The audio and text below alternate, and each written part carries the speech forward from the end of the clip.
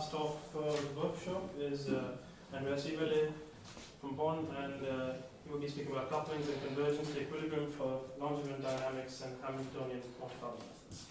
Yeah, thanks for the introduction. So I would like to talk about couplings for Langevin and HMC.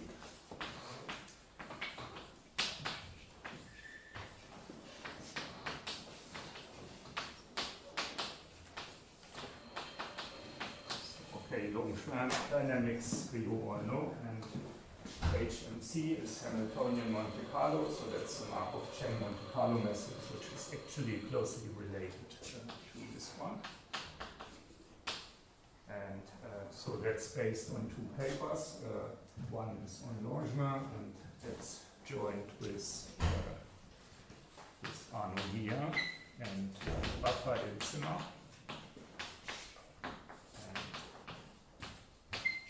That's online available at Annals of Probability. And the other one is on Hamiltonian Monte Carlo, so that's together with Nawaf, Bou-Rabee, and also Raphael Zimmer.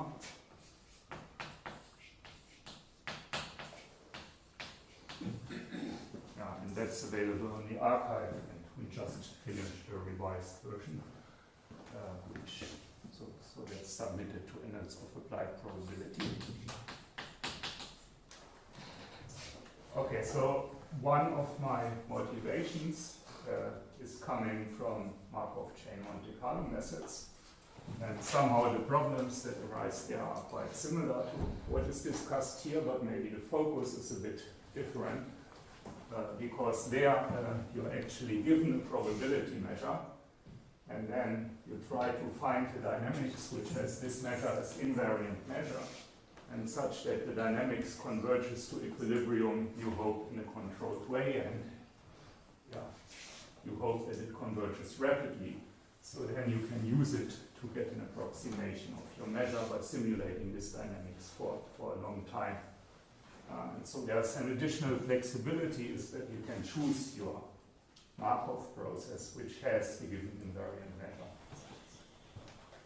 That means you maybe have a family of Markov processes indexed by some parameter which have the same invariant measure, and then questions arising is how should you choose your parameter so that you can approach your invariant measure in a good way.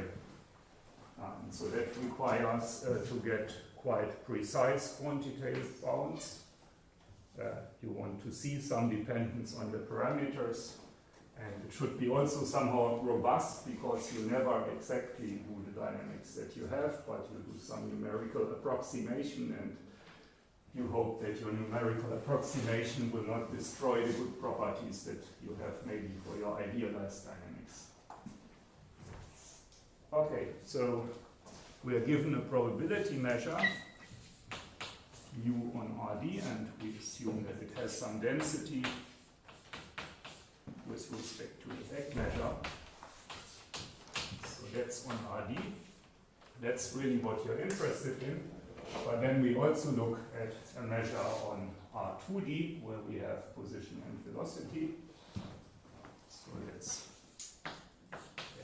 U hat, which is just a measure with density e to the minus the Hamiltonian. I now choose the mass equal to 1.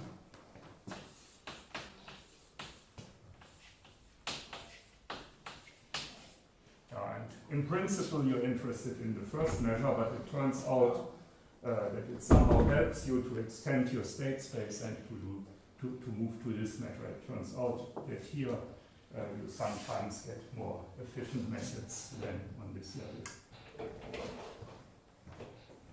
Yeah, and then there are two dynamics, two natural dynamics that preserve this measure. And the first one you all know is Langevin dynamics. So here we have one free parameter, which is the friction coefficient. And then you have just usual Langevin dynamics. So the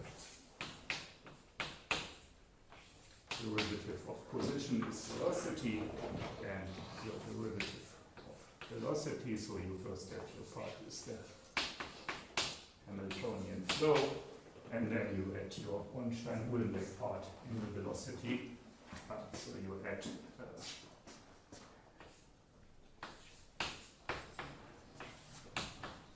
a friction term and a noise term in the velocity. Of course, you could design many other processes having this invariant measure, but it turns out that this one works quite well. Okay, so that's Langevin, and for every gamma, this is the invariant measure. So that means we can choose one of these dynamics. We can select our gamma in a way that is good for what we want to do. Okay, and the second one is Hamiltonian Monte Carlo. And that's maybe for you slightly more unusual because it's in discrete time. Actually, it's quite easy. Okay, so draw a picture. So if you have your level sets of the Hamiltonian, and if you would just move with the Hamiltonian flow, you would stay on these level sets.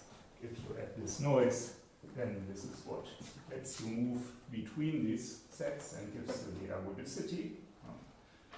And now here you add the noise just in a different way, so you just do discrete time steps. You start somewhere, so this direction is always position, and this direction is always velocity in my pictures. So you start somewhere, and then you first select a new velocity randomly according to the standard normal distribution.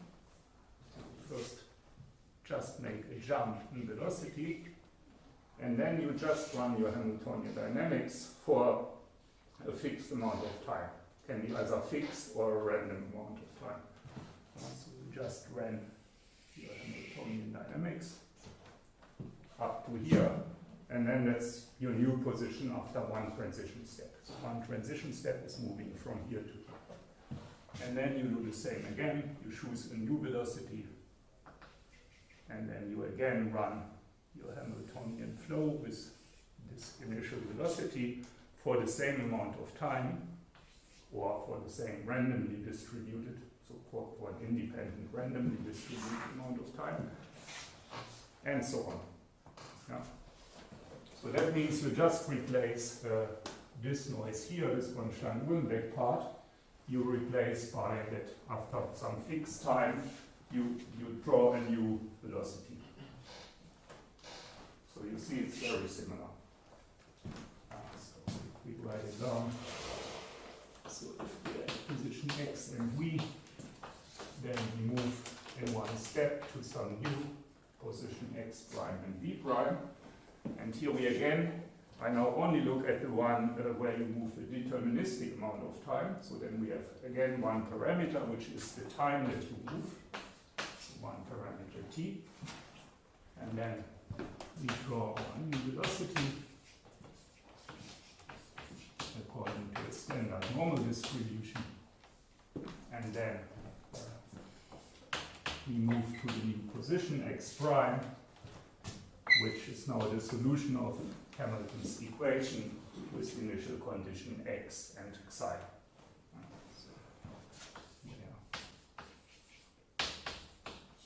QT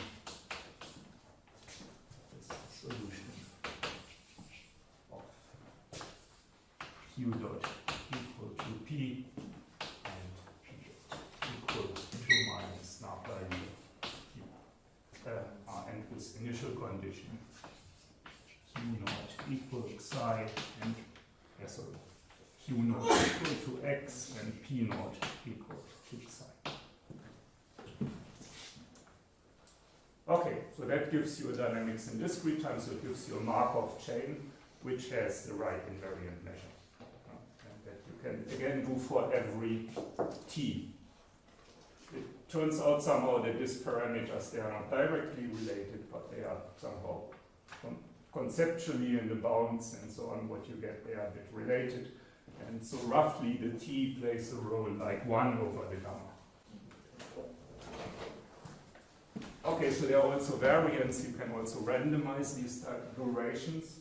Then you can get here a Markov chain moving in continuous time. And that's called randomized Hamiltonian Monte Carlo. And that's exactly what we already saw in the talk of Josephine under a different name.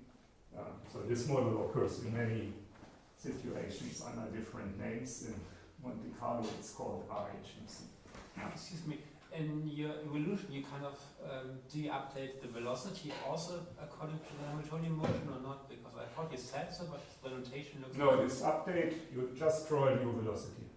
But in the evolution, do you then? In the evolution, you do the Hamiltonian flow. But do you then get from the Hamiltonian flow also a new velocity? Or? Yeah, of course you move according to the Hamiltonian flow, and yeah, up to here. But then you forget your velocity. Then you draw a new velocity. Yeah. So that's somehow just the basic version. There are also other versions where you only partially update the velocity. Yeah. I just explained the basic version.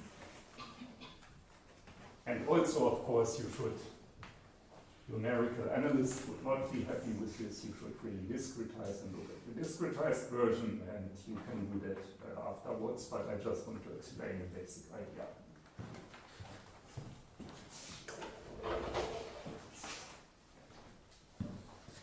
Okay, so our goal is to get bounds on convergence to equilibrium.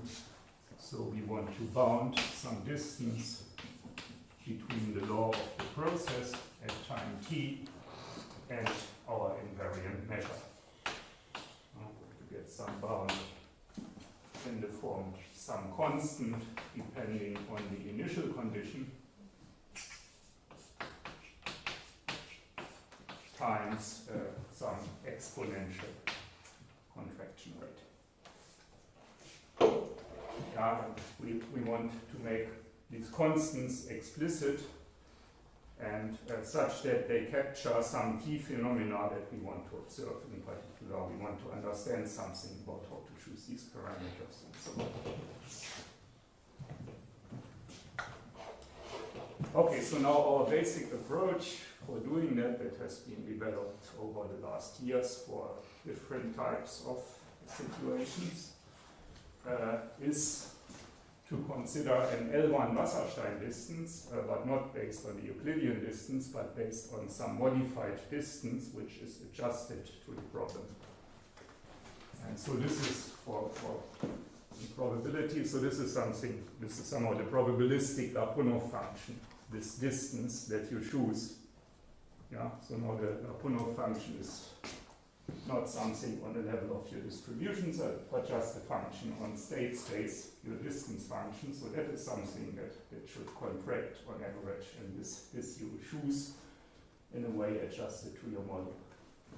So the goal is somehow to find the distance and then look at the L1 Wasserstein distance based on this distance function rho. So rho is the underlying distance function, W rho is the corresponding Cantor-Ridge distance or L1 Wasserstein distance, and then you want that if you look at two solutions starting with different initial conditions, then you want that the distance between their laws decays exponentially in this metric rho.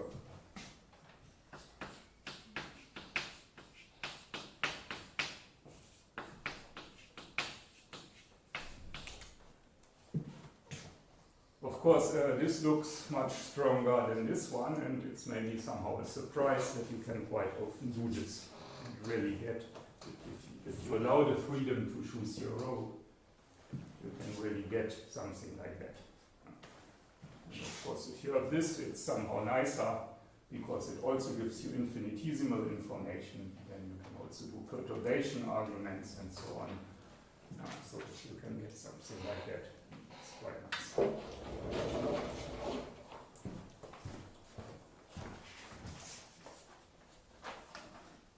Okay, I said it should be robust and it should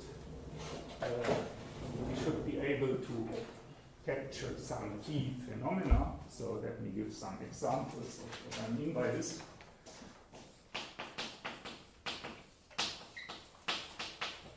For example, you can just first look at the Gaussian case.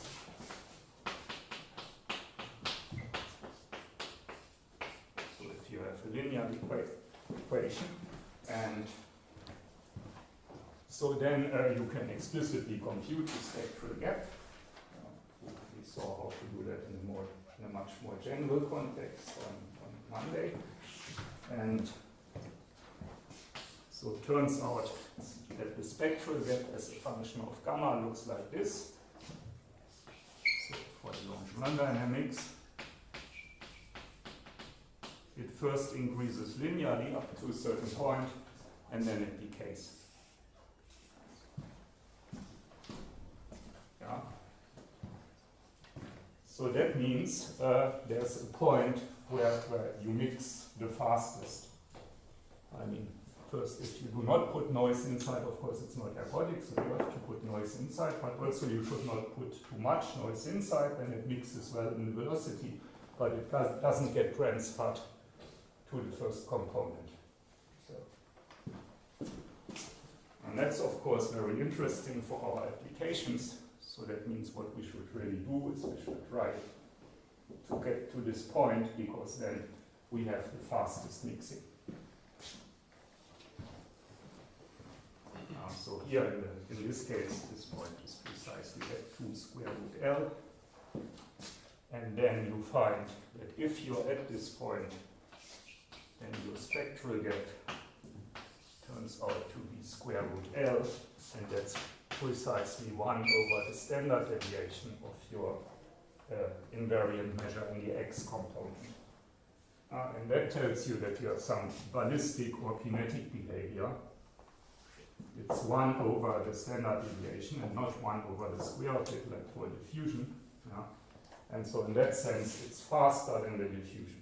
So it shows somehow why these methods can have an advantage over just doing some random walks. That's also done a lot in Markov chain Monte Carlo.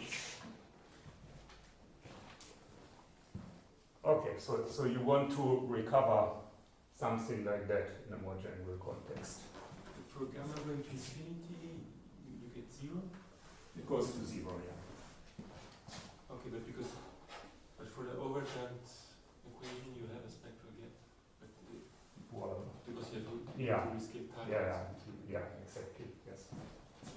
So somehow this is the point where your eigenvalues turn from imaginary to real, so there's somehow the change point between dominance of the antisymmetric part of your generator and the symmetric part of your generator.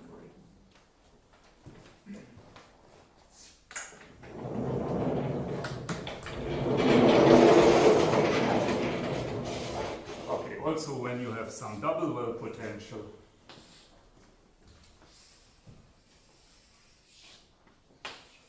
of course, if you increase this height, then it will deteriorate exponentially, and any simulations will just not work. At least they will not give you the whole picture, because you cannot wait for so long until you make this crossing, if this is very high.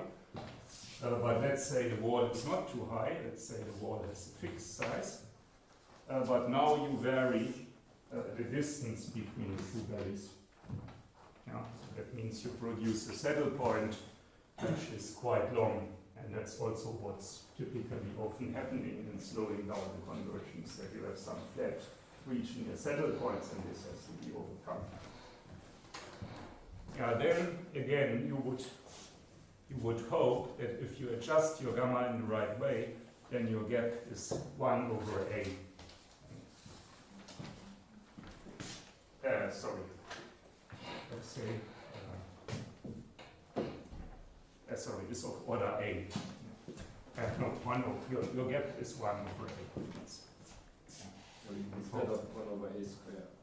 Instead of 1 over A squared. Yeah. So you would hope for a contraction rate of order 1 over A. And also this we can get in these models. Okay, and then of course a big question in Markov chain Monte Carlo is high dimensions, so you want to be able to study your powers in high dimensions. And this is not my topic today, but I want to cover, maybe as the easiest case, you want to cover a product model. So in that case, you want to get a dimension-free rate C. And also, if you now at some mean field interactions which are not too strong, you want to keep this picture.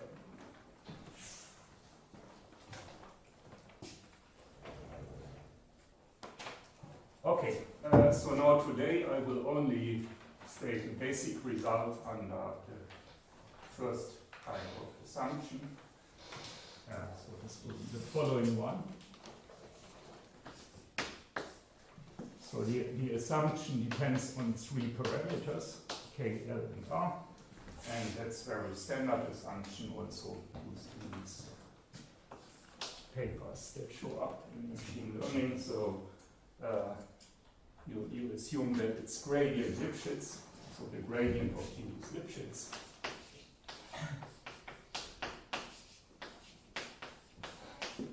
is constant L. And then you assume that it's strictly convex with constant K outside a ball of radius R, essentially.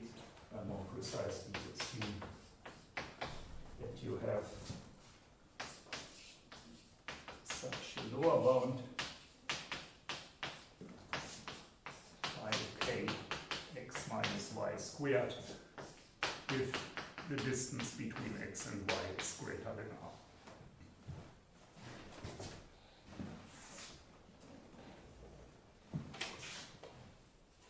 Okay, so you have some interior region where it may be non-convex, but is controlled by this Lipschitz constant, and on the outside you have strong convexity. That's somehow the easiest assumption that you can make, and that I will talk about today, but then afterwards, of course, you can make many modifications. The first one is you can replace this by a Lyapunov condition, which guarantees that you can get back to the center. And then you can ask about models on product spaces. Then you have to modify the approach, of course, and make assumptions on the components and so on. So then there are many extensions.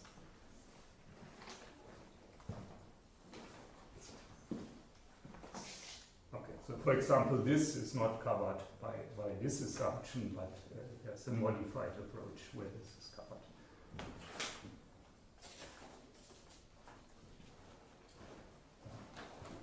Okay, so now I will mainly talk about HMC.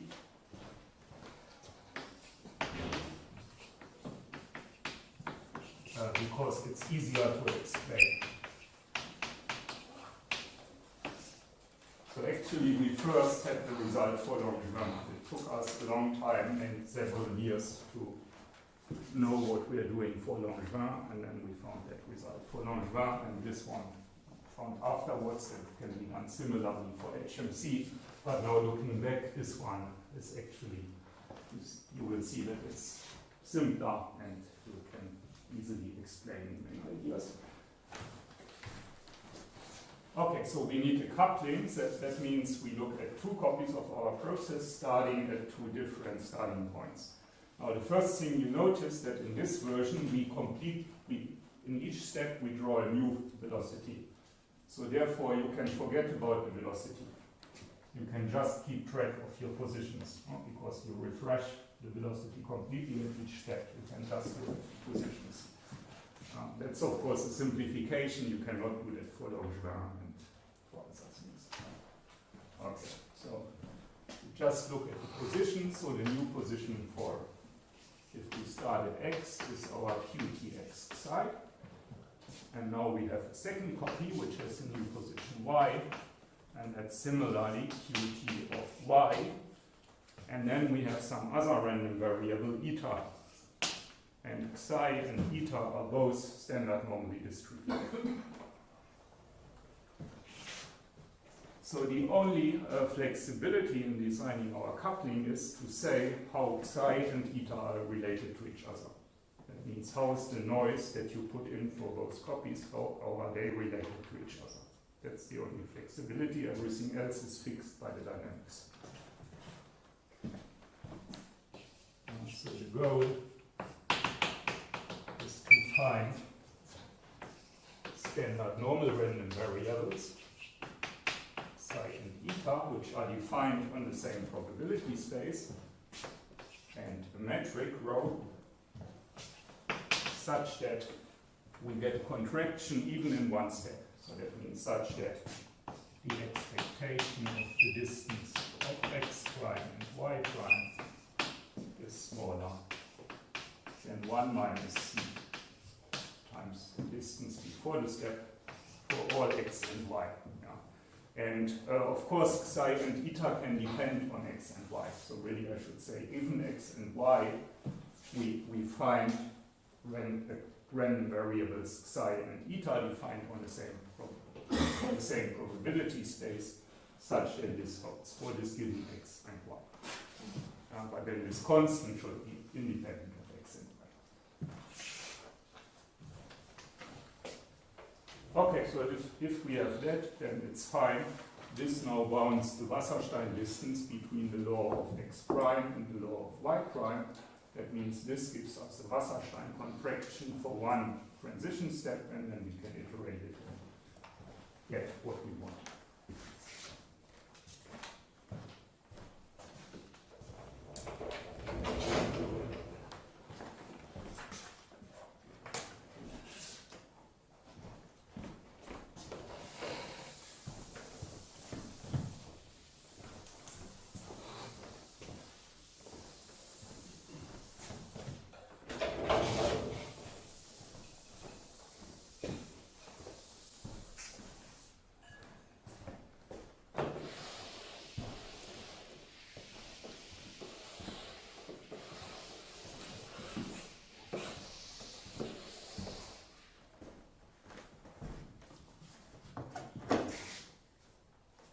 Okay, so how do you make the coupling? So the easiest thing you think about is, of course, choosing the same side, choosing psi and eta to be identical. That's called synchronous coupling, and that's what actually is used in a large part of the literature. So,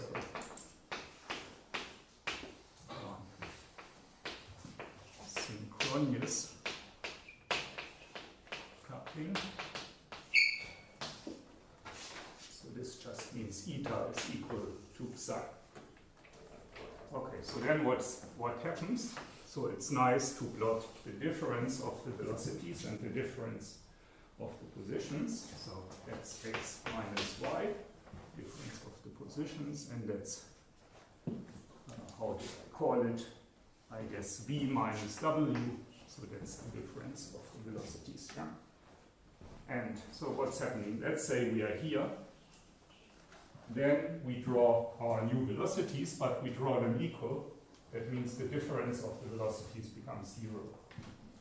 So that means we're just moving down here. Now we apply the Hamiltonian flow to both components, so we follow some deterministic dynamics. So for example, if we have a quadratic, then we now move on the circle for some time. Okay, and then, so that's one step, and then we do the same thing again. So we again move to 0 velocity difference, again follow the Hamiltonian dynamics, move to 0, follow the Hamiltonian dynamics, and so on. And you see in that case it works nicely, you're coming closer and closer to the origin quite rapidly.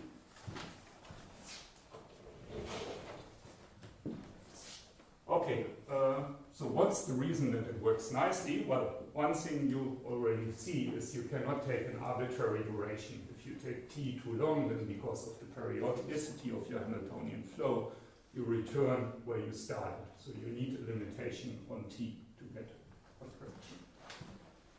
Okay, so why does it work? It works because here you're moving to the inside somehow. Here you're moving to smaller position differences. And when does this happen? Well, you can easily see that this happens exactly if U is convex. That you have here a curvature moving inside. If you write down the equation, you see it. It's exactly the case if U is convex. If U is not convex, then unfortunately you move like this. Okay, so but at least if U is convex, you first move in the right direction, and then if you do not move too long, you can control where you're moving, and you're still moving in the right direction. So that means if you don't move too long, you get a contraction. That's it. And you can prove the theory, which is essentially a two-line proof. So if you're strictly convex, so if R is 0, and if Lt squared is less than K over L, so you get some bound on the time t that you can do that. K was the convexity constant, L was the Lipschitz constant.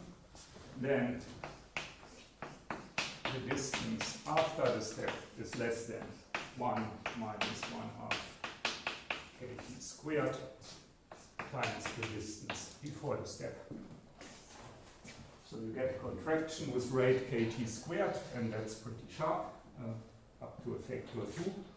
And also this rate is completely dimension free, as we see. Okay, so that's nice, but as I said, only works in the convex case. In the non-convex case, you go in the wrong direction.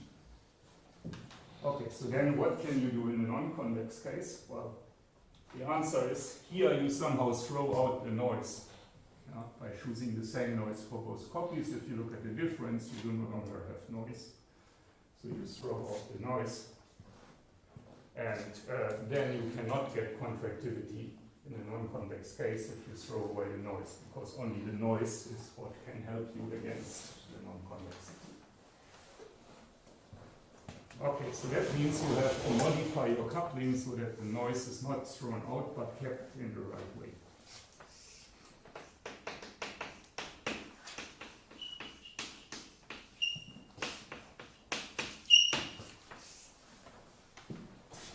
Okay, so how can you do that? Well, basically, if you think about it, that's now in RD, not in R2D, so I just draw the positions.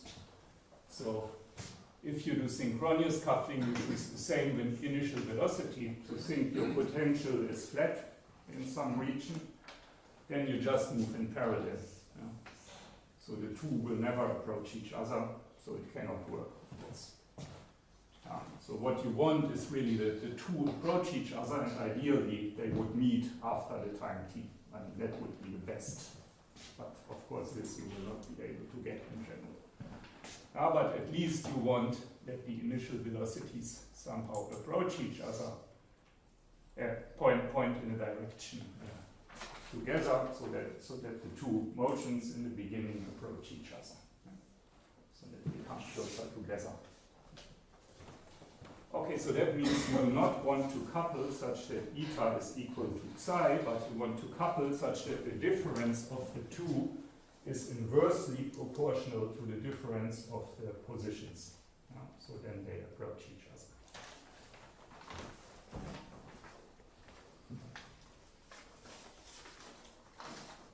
Okay, so what do? So you try to do that. You try to psi minus eta is equal to minus a proportionality constant times difference of the positions. And well, this is a proportionality constant which later has been optimized to find that it makes sense to choose it as the minimum of 1 over t and 4 over r. So in the free case, this 1 over t would be the best choice. In the general case, it's usable. Okay, but then this you cannot do. You can never couple two standard normals such that the difference is a fixed constant vector. Will not work. However, you can do it with a maximal probability. Do this with the maximal probability with which this is possible. So if gamma is small, this probability is quite high. If gamma is large, the probability is small. Now, if gamma is large, you will get a lot of contraction. If gamma is small, you will only get little contraction. Yeah, so that means you have to choose the gamma as large as you can so that this still happens with sufficiently high probability, but you nevertheless get a reasonable contraction rate. Yeah, so this gamma you have to find, and that's how this one works. Okay, so what do you do in the other case? In the other case, you apply what is called the reflection coupling. So then you choose the difference of the two to be twice the projection onto the unit vector E, which is connecting x and y. So E is just the unit vector in direction x minus y. So that's otherwise where E is the unit vector in direction x minus y. Okay, so what does this mean? That means in the direction that are orthogonal to this unit vector, you still do a synchronous coupling. Because it does not make sense to couple differently in the directions that are orthogonal to the direction in which you want to go. Then you just introduce an additional wrong direction. Just in the direction that is connecting the two, you don't do that.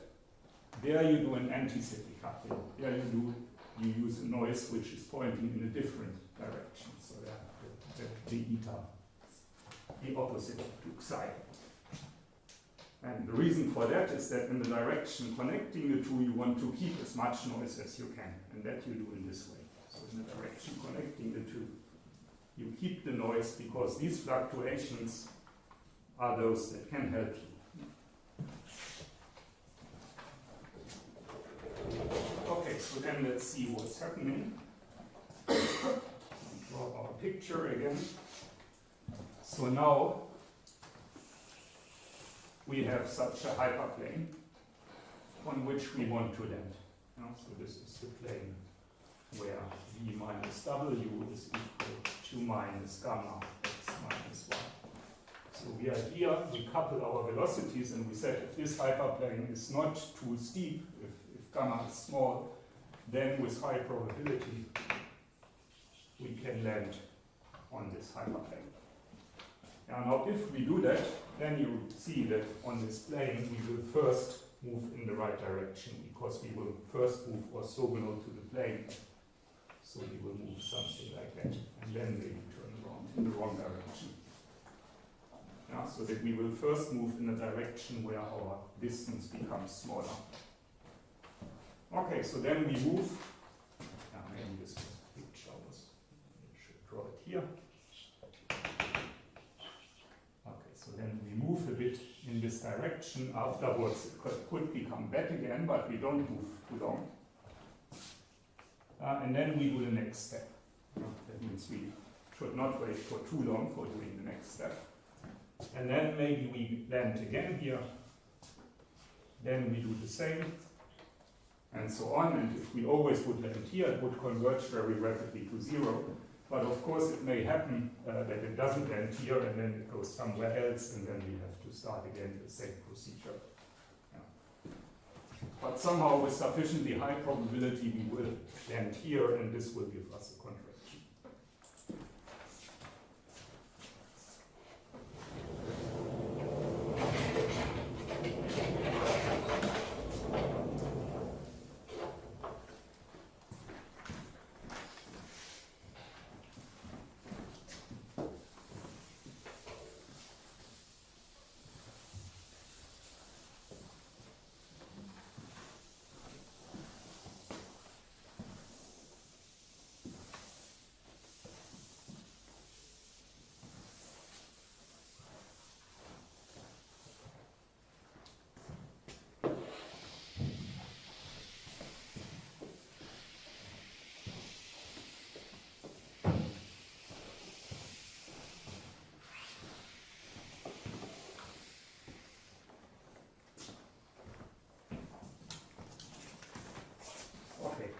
the next thing is now you have the coupling, and it's actually quite nice. You can really simulate it, and you can see in many cases that it converges rapidly. Yeah? You can even do that in very complex models and simulate it and see if it converges. Of course, it's not a guarantee because it just tells you you just choose two initial conditions which are far from each other, and then you see how they converge to each other.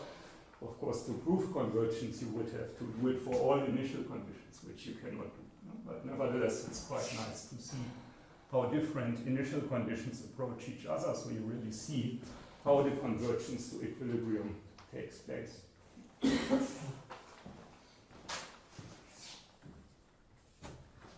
Okay, so now we want to quantify the convergence of this coupling, so we have to choose a metric. And in that case, it's relatively simple because it only depends on x and y, not on the velocities. And what you do is you choose a concave function of the Euclidean distance. So f is a concave function that is given explicitly as integral from 0 to r e to the minus s minimum r1. R1 is some appropriately chosen constant over e times ds. Yeah, r1 is roughly something like r. It's a bit greater than r. Yeah, so this function is concave. It looks like this. It starts with slope 1, and then the slope goes down up to a certain point r1, and then it's constant again. So the function is, the metric is equivalent to the Euclidean distance. But in the Euclidean distance, you will not see the contraction. But since it's equivalent to the Euclidean distance, if you have bounds in this distance, then you automatically get also bounds in the Euclidean Wasserstein distance.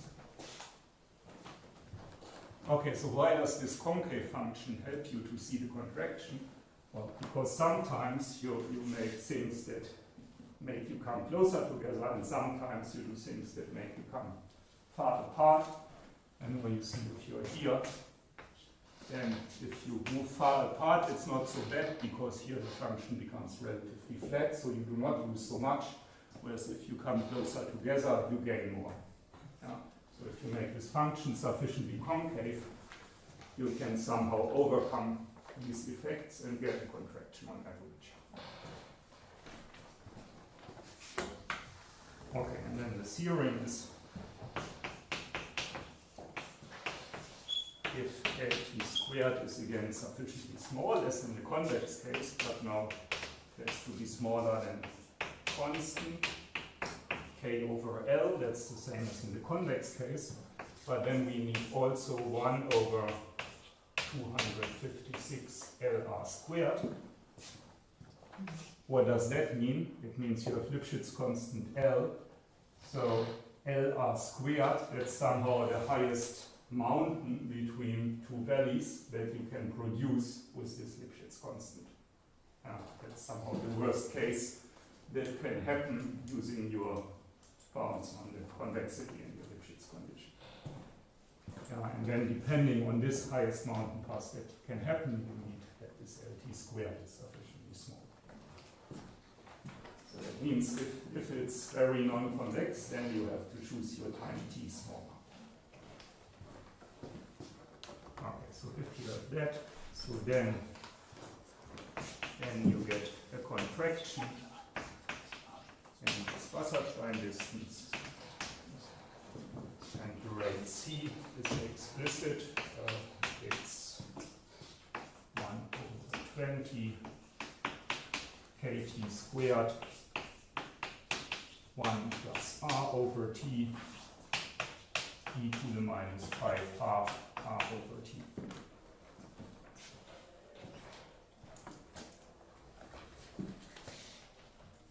And so what this tells you is that you should, if you can, you should choose the t proportional to r, and then you get the dimension-free bound, and it also covers these other effects.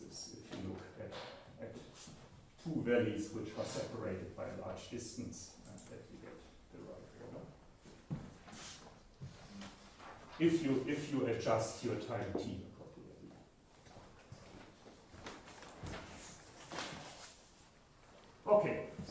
was HMC, and now I just tell you briefly how to do the same for Langevin.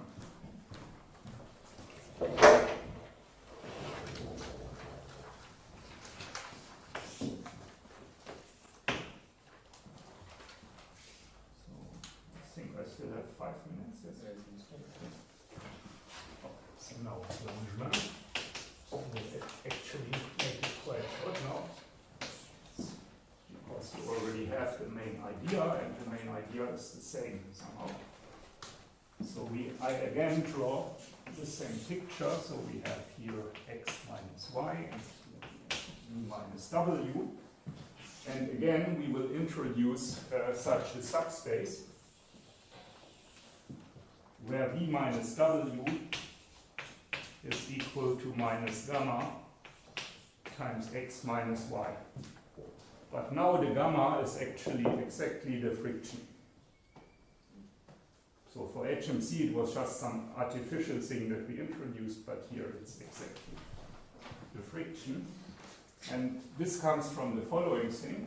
If you look at the free case, you don't have the potential, and you drop the noise, then you can compute your eigenvectors, and then you see that in this direction, in this subspace, you have the largest contraction. Yeah. So this is your eigenspace corresponding to the most negative eigenvalue. That's actually how we first came to doing that. Okay, so that means when you're here, then you know you already have contraction, no problem. You always have this subspace where you have contraction. Yeah, so that means when you're here, then you can just use synchronous coupling. Yeah, because deterministic dynamics is already contractive. So here, things are fine. Here somehow inwards. Okay, so that means we already have some contractivity, but the question is how can we use that to get something on the whole state space? And then what you have to do is you have to ensure that you reach the subspace where it's contractive. And this you do by a reflection coupling. So now you apply a reflection coupling if you're not at the subspace or not in the neighborhood of the subspace. And reflection coupling now means that for your difference, you just keep the component of the noise which is pointing towards the subspace. So you just keep the noise component in this direction. In this direction, you couple synchronously, so you don't keep noise. So you just keep noise here. And since this is one-dimensional, you will really reach the subspace. Because you just keep the noise in one direction. So you will really reach the subspace in finite time by the noise. And then once you've reached it, you switch to the synchronous coupling, which brings you in the right direction. But you leave the subspace again. But as soon as you leave it, you switch on the noise again. So it brings you back to the subspace. Again, contract, but then immediately you leave the subspace. Now, you can show that this really works, and yeah, you can even do it in exactly the way I described. Then that would be called a sticky coupling. That would be a process where the behavior of the process changes suddenly on the subspace.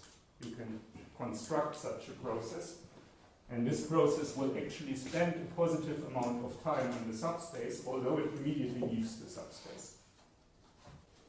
Yeah, sounds strange, but the set of time points that it spends on the subspace is a fractal set which has a positive Lebesgue measure. Yeah, but it does not contain any interval. Okay, it doesn't, you don't have to do it that complicated, but I think it's the nicest description. You can also apply the synchronous coupling in the neighborhood of the subspace and somehow smoothly turn to the reflection coupling, and that will also work. Yeah. But somehow this is the limit case, which I think somehow is the best, probably, I don't know, but probably the best. Okay, so you get something like this, which contracts and approaches 0. And then, well, to show that it contracts, you have to choose the right distance, and in that case, you have to choose the distance in R2D now, which makes it a bit more complicated. But what you can do, you again choose the concave function f, which is similar as there.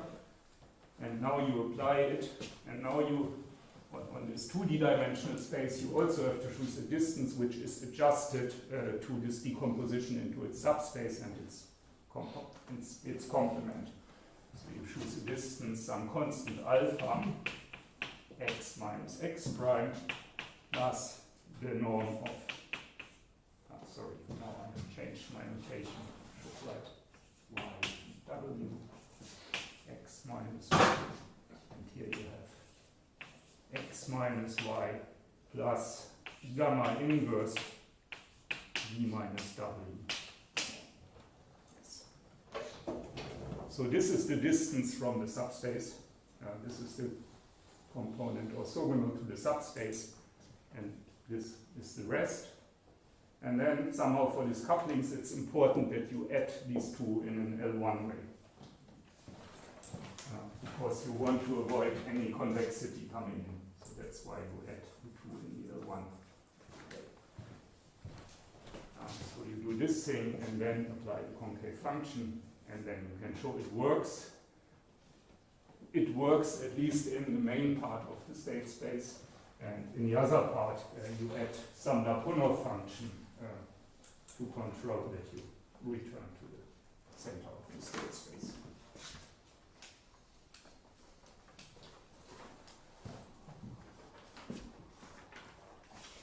Okay, yeah, so that's the basic setup, and then of course you can look at various extensions. For example, a mean field extension would be possible. Then you would have to add up such distance function over the different components, and you also have to consider a slightly different coupling, which also you do this kind of coupling in every component separately.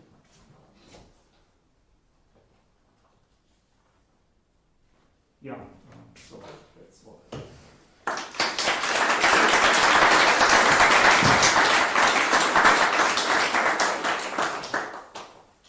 Any questions? Sorry. So if you replace the dynamics for the Langevin, I guess it's not really relevant for the applications, but if you replace the quadratic confinement in the Wasserstein process in the V with something that was flat in the center, would you lose this nice hyperplane? So instead of v squared, you want to take a function of v. Yeah, something strictly, something convex, but say bugging ahead when v is small. Yeah, it's not so clear then what to do with this. I don't. Okay, yeah. I mean, do you have somehow still enough randomness to?